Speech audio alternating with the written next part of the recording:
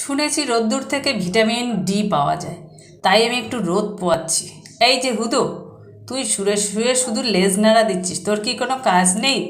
জানা একটু রোদ্দুরে যা, গিয়ে ভিটামিন ডিটা নে। আরে তুই কি বুঝবি রে কালি, আমি আছি ঘর জামাই, শাশুড়ির খাই ভুঁড়ি হয়ে গেছে জানিস তো, আমি নড়তে চড়তে কষ্ট হয়, বুঝিস না?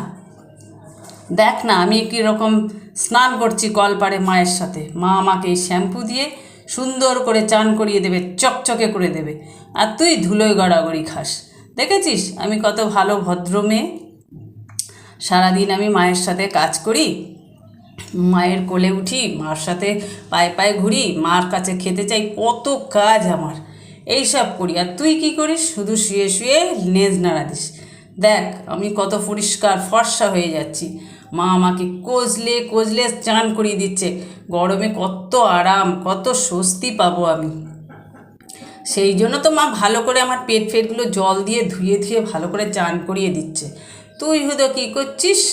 শুধু খাচ্ছিস আর ঘুমাচ্ছিস। দেখ আমার স্নানটা হয়ে গেল, মা আমাকে কত সুন্দর করে শ্যাম্পু দিয়ে স্নান করিয়ে দিল, এবার আমি পুরো ধবধবে ফর্সা হয়ে গেলাম। নামটা আমার কালি হলে কি হবে, আমি কিন্তু একদম ধবধবে সাদা, দেখতে পেয়েছিস?